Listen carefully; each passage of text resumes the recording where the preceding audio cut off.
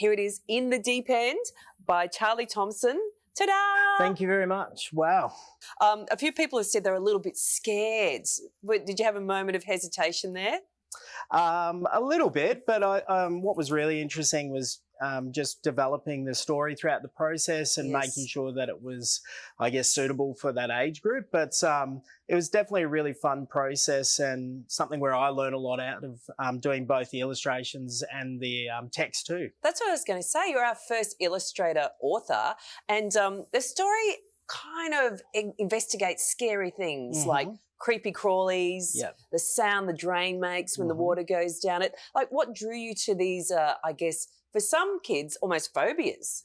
I guess the story was inspired by my own children and my eldest daughter, Poppy, who initially was very scared to swim in our pool because of the creepy crawly pool cleaner. Yeah. And I guess that's where I got the idea from. And talking to a lot of people about the concept, I think it's a fear that a lot of young children have, especially in Queensland with our weather and with our, I guess, necessity to learn how to swim and be safe around water areas as well. And I got to say, that is really scary. And there it is. Yeah, it's amazing to see the work, you know, in a different medium other than just in a 2D form. So it looks amazing and it's really exciting to see it in a sculpture. Yeah.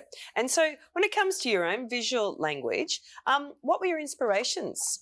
I guess for me, because there were definitely some monsters and certain creatures throughout my text, I was heavily inspired by the book Where the Wild Things Are. Yes. And that was a real source of inspiration for me, particularly in the language and text, but also in the style of drawing. But I also love a lot of storybooks that utilise pencil as well as watercolour paints. Yeah. And it's interesting, Where the Wild Things are is it does have that kind of tension between awe and wonder, but still terror, which I think is a really intrinsic part of childhood. Yeah, and I think those sort of stories stay with you for a long time because it taps into something that's very real for people. And I think that's probably one of the objectives or intentions of the book, was to highlight that we all have fears and they change as we get older. Yeah, yeah. Well, we hope so. Yeah, sometimes. I'm still scared of the bathwater going down the drain. Fair enough.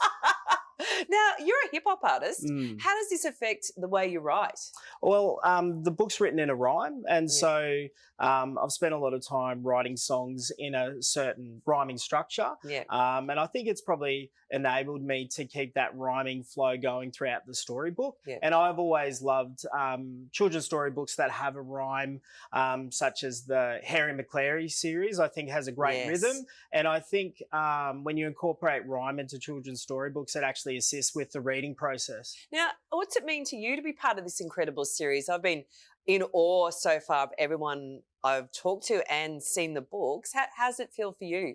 I think for me, it's just a great honour and privilege to see something that's been an idea for a certain amount of time actually come to life is something that I'm obviously very proud of. Yeah. And it's also an experience that I can share with my own children, but also my students as well. And I think for me, just a big learning experience and probably given me more confidence to pursue certain areas such as drawing and writing stories a bit more. So it's to me just been a great honour and experience to be a part of it. Yeah, and finally, this whole series is about Queensland stories for young Queenslanders, written by Queenslanders. Yeah. Why is that important?